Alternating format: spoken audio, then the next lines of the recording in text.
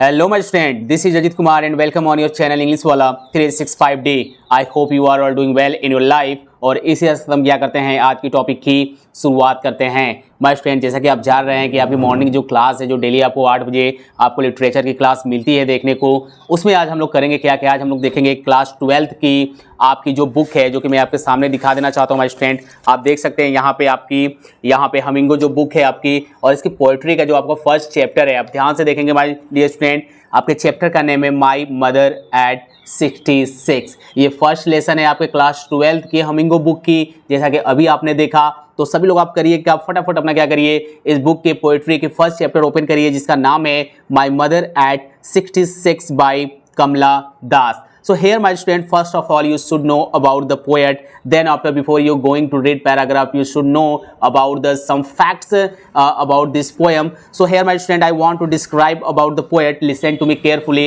and open the book front of you। कमला दास, जिनका जन्म my student आपका क्या हुआ था 1934 में हुआ था, और जिनका डेथ हुआ था आपका 2009 में। अगर आपके पास माय स्टूडेंट आपके पास अगर बुक नहीं भी है, तो आप देख रहे हैं कि आपके बगल में क्या लगा हुआ है, यहाँ पे आप देख सकते हैं लाइन बाय लाइन आपके सामने दिख रहा है जो मैं एक्सप्लेन कर रहा हूँ। तो आप स्क्रीन पे देख सकते हैं। आप बस अपना क्या करिए, मोबाइल को ओपन करिए और वहाँ पर पढ़ना शुरू कर दीजिए। जैसा मैं बताऊँगा वर्ड मीनिंग आप नोट डाउन करते जाइएगा माय स्टूडेंट। जो आपका क्या होगा, यहाँ पे टफ वर्ड मीनिंग लगेगा और इसका एक्सप्लेनेशन आपको ऐसे दिया जाएगा कि मैं आपसे वादा करता हूँ कि ये चैप्टर आपका समाप्त होने के बाद आपको कहीं भी किसी भी लाइन में आपका सस्पेंस नहीं रहेगा।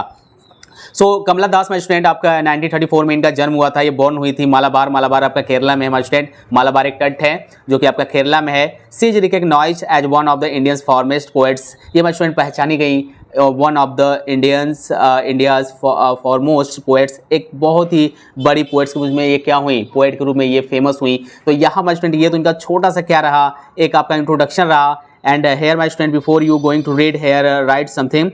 Again is a natural process. Have you ever thought what our elderly parents accept from us? My student, आपका जो again word है, इसका मतलब ये होता है कि जो समय के साथ साथ आपकी उम्र बढ़ती जाती है, उसके प्रक्रिया को, यानी कि ये समय के साथ साथ जो आपकी उम्र बढ़ती जाएगी, ये आपका क्या कहलाता है, नेचुरल कहलाता है। तो अगेन इधर इज अ नेचुरल प्रोसेस, इसी को दिया गया कि जब हमारी उम्र क्या होती है, बढ़ती जाती है, तो ये एक नेचुरल प्रोसेस है। और जब हम बात कर लेंगे अपने पेरेंट्स की, तो हमारी जब एज बढ़ेगी तो वो भी उतने एज में क्या जाएंगे माय स्टूडेंट, एज में बड़े होते जाएंगे ना। तो जब वो बड़े होते जाएंगे तो एक माता पिता को एक अपने बच्चे से क्या उम्मीद होनी चाहिए।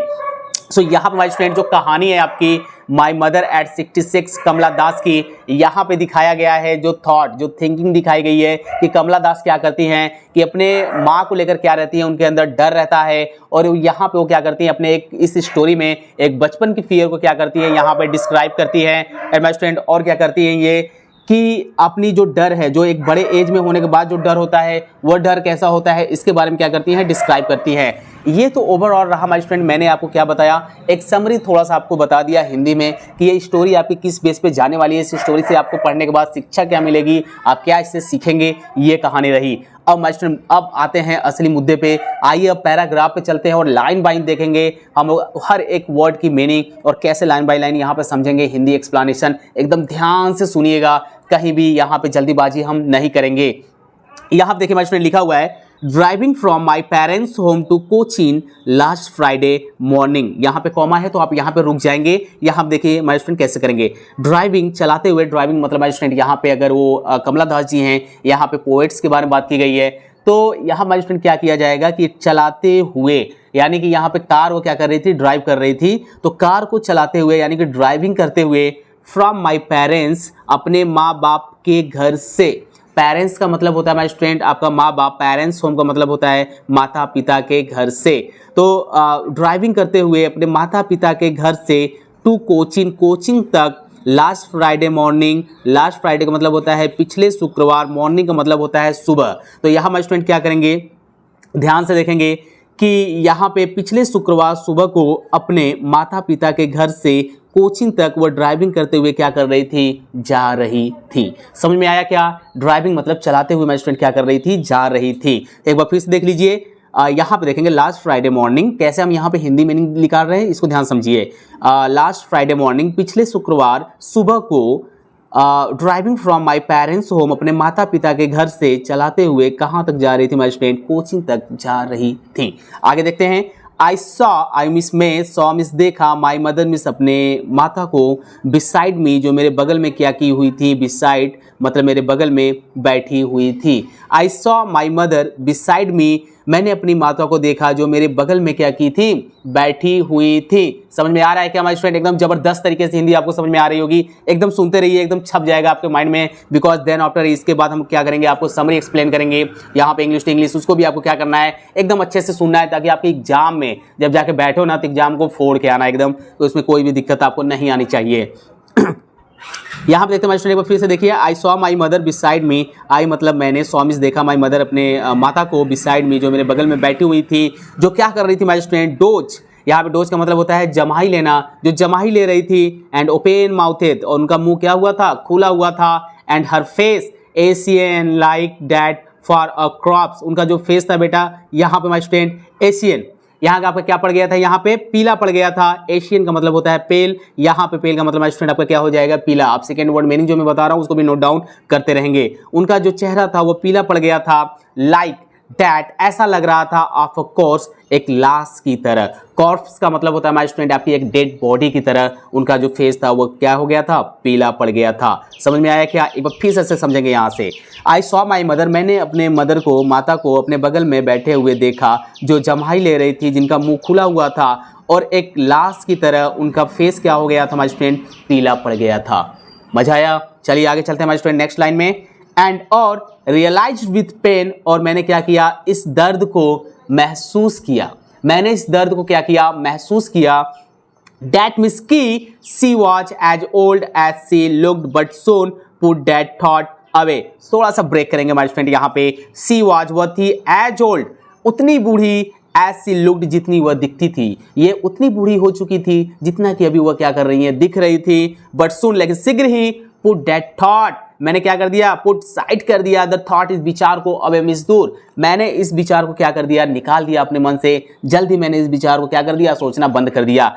यहाँ पे कहने का मतलब स्टूडेंट ये है कि जब आप क्या करते हैं कि आप अपने माता पिता के बारे में देखते हैं कि आपके माता पिता ओल्ड हो चुके हैं और आप उनके बारे में थॉट कर रहे हैं कि यार अगर by the way after 2 years या 3 ईयर्स अगर हमारे बीच में भी ये नहीं रहेंगे तो कैसा फील होगा, आपको अच्छा लगेगा कि नहीं लगेगा। तो जो आपके अंदर ये मन धारणाएं चली आ रही थी, जो आपके अंदर ये थिंकिंग चली आ रही थी, इसको जल्दी आपने क्या किया, निकाल दिया। तो यहाँ पे ठीक पोएट्स की भी वही कहानी है कि जो यहाँ पे कमला दास जी है वो भी क्या करती है कि सुनती हैं ये सब बातों को और सोचती हैं अपने माइंड में कि यार ऐसा होगा अगर जो मेरी माँ है अगर मेरे बीच में अब वो नहीं रहेंगी तो हमें कैसा फील होगा। लेकिन जल्दी वो क्या करती है, ये सब बातों को अपने मन से क्या करती हैं, निकाल देती हैं। Okay, I hope my student यहाँ से आप लोग ने क्या किया होगा, यहाँ पे अच्छे तरीके से समझा होगा। एक बार जल्दी जल्दी क्या करेंगे माय स्टूडेंट, यहाँ पे पूरा देखिए। पिछले शुक्रवार सुबह को driving from my parents home to coaching last Friday morning, पिछले शुक्रवार सुबह को अपने माँ बाप के घर से कोचिंग तक क्या कर रही थी, मैं ड्राइविंग करते हुए जा रही थी, कार चलाती हुई जा रही थी। आई सॉ माई मदर बिसाइड मी, मैंने अपनी माता को अपने बगल में बैठे हुए देखा जो जमाई ले रही थी। एंड ओपन माउथ थे, जिनका मुंह खुला हुआ था और एक डेड बॉडी की तरह, कॉर्प्स एक डेड बॉडी की तरह उनका जो फेस था वो पीला पड़ गया था। एंड रियलाइज विथ पेन, और मैंने दर्द के साथ यह महसूस किया कि she was as old as she looked, वह इतनी बूढ़ी हो चुकी थी जितना वह क्या कर रही थी, दिखाई दे रही थी। But soon put that thought away, लेकिन मैंने सभी विचारों को क्या किया, जल्दी अपने मन से निकाल दिया। आगे चलते हैं। एंड ट्री स्प्रिंटिंग, और जो माय स्टूडेंट एंड यहाँ पे यंग है, यहाँ पे माय स्टूडेंट एक बार फिर से देखेंगे। एंड और लुकड आउट एट यंग, और मैंने जब बाहर देखा तो एट यंग, एक युवा ट्री, एक आपके जो पेड़ पौधे जो आपके स्टार्टिंग में बढ़ते हैं उनके लिए यहाँ पे यंग यूज किया गया है। तो जो नव युवक आपके ट्री हैं, पेड़ पौधे हैं, स्प्रिंटिंग, वो दौड़ लगा रहे थे। एक्चुअली माय स्टूडेंट यहाँ पे कैसे समझेंगे दौड़ लगा रहे थे, जब हम क्या करते हैं कि कभी आप ड्राइविंग करिएगा तो आप जब अपने मिरर में देखेंगे साइड वाले में ना, तो जब आपकी क्या होगी, आपकी जो गाड़ी होगी स्पीड से आप जाएंगे तो जो आपके पेड़ दिखेंगे आपके मिरर में ना, वो आपको ऐसे दौड़ते हुए देखेंगे, वो पीछे की तरफ जाएंगे। आप आगे की तरफ जाइए तो ऐसे पीछे की तरफ जाएंगे आपके साथ। तो बस उसी की बात की गई है, उसी इमेजिनेशन की बात की गई कि जब वो क्या करती है कि बाहर देखती है तो जो नन्हे आपके जो छोटे जो युवा पेड़ होते हैं स्प्रिंटिंग, वो दौड़ लगा रहे होते हैं, रनिंग कर रहे होते हैं। एंड द मैरी चिल्ड्रेन, और जो खुशहाली बच्चे होते हैं, जो हैप्पी बच्चे होते हैं, spilling out of their homes, spillings out of their homes, वो अपने घर से क्या कर रहे हैं, बाहर आ रहे हैं, बाहर दिखाई दे रहे हैं। बट आफ्टर द एयरपोर्ट्स, लेकिन एयरपोर्ट्स, यहाँ पे एयरपोर्ट्स लिखा हुआ है स्टूडेंट, आप देख सकते हैं कि आपका एपोस्ट्रोफी एस का यूज हुआ है, जो एक रिलेशन को शो करता है जिसका मतलब होता है का के की। तो यहाँ पे आप देखेंगे बट आफ्टर के बाद the airport security check, airport security check के बाद यहाँ पे इस तरह सेंस निकालेंगे। स्टैंडिंग अ फ्यू यार्ड्स, मैं खड़ी थी, अ फ्यू कुछ यार्ड्स मतलब गज की दूरी पर, अवे उनसे दूर, अवे का मतलब दूर होता है हमारे स्टूडेंट, यार्ड्स का मतलब होता है गज, तो मैं कुछ ही गज की दूरी पर खड़ी हुई थी। किससे खड़ी हुई थी? अपनी माँ से। ओके, कहाँ पे? एयरपोर्ट्स पे। Okay, and I looked again at her, मैंने उनको फिर से क्या किया? पुनः देखा। One pale as a late winter's moon and felt that old. यहाँ पे माय स्टूडेंट आप थोड़ा सा क्या करेंगे, ध्यान से आप समझेंगे, नहीं तो यहाँ पे आप क्या करेंगे, भूल जाएंगे। आई लुक्ड अगेन एट हर, मैंने उनको फिर से देखा। वह जो रंगहीन हो गई थी, जो कलरलेस हो गई थी, एंड पेल, और जिनका चेहरा क्या हो गया था? पीला पड़ गया था। एज, जैसे कि अ लेट विंटर्स मून, जैसे कि आपकी जो पिछले आपकी शरद ऋतु की जो चांद होता है की तरह वो क्या हो गई थी? रंगहीन, उनका फेस क्या हो गया था? रंगहीन हो गया था एंड पीला पड़ गया था। यहाँ पर माय स्टूडेंट मून तक आप क्या करेंगे? लॉक करिए। मून तक अगर आपके पास अगर क्या होगा माय स्टूडेंट, आपके पास पेन होगा या फिर आपके पास पेंसिल होगी तो आप वहाँ पे लॉक करिए, कॉमा लगाइए। देखिए मैं किस तरह से यहाँ पे आपको बता रहा हूँ। I looked again at her, मैंने उनको पुनः देखा। One pale as a late winter's moon, यानी कि लेट मतलब पिछले शरद ऋतु चांद की तरह वह अब क्या हो गई थी? वन रंगहीन दिखाई दे रही थी, एंड पेल, उनका चेहरा पीला पड़ गया था। मजा आ रहा है ना माय स्टूडेंट? इस तरह से पोएट्री पढ़ी जाती है, लाइन बाय लाइन। अगर आप जाएंगे पढ़ने के लिए ना तो पूरा सत्यानाश कर देंगे, अर्थ का अनर्थ हो जाएगा। तो यहाँ पे आप सीखते भी रहिए किस तरह से यहाँ पे कैसे पढ़ते हैं। ओके, एंड और फेल्ट डैट ओल्ड, और मैंने क्या किया? यहाँ पे महसूस किया ओल्ड फैमिलियर एज। अब देखिए मैं कहाँ से कहाँ, यहाँ पे एज के बाद आप क्या करेंगे? कॉमा लगाए ना, यहाँ पे रुक जाएंगे। एंड फेल्ट, मैंने महसूस किया, डैट मींस की ओल्ड फैमिलियर एज, अपने पुराने अपने परिचित दर्द को। मैंने अपने पुराने परिचित दर्द को ये देखकर कि पिछले शरद ऋतु चांद की तरह वह क्या हो गई थी? रंगहीन, एंड उनका चेहरा पीला दिखाई दे रहा था। तो मैंने महसूस किया कि जो मेरे पुराने जो परिचित दर्द है, माई चाइल्डहुड फियर, मेरे बचपन की जो डर थी, मैंने उसको क्या किया? याद किया, महसूस किया। यहाँ माय स्टूडेंट मैं आपको बता देता हूँ कि यहाँ पे जो बात की गई है माई चाइल्डहुड फियर्स की, इसका कहने का मतलब क्या है?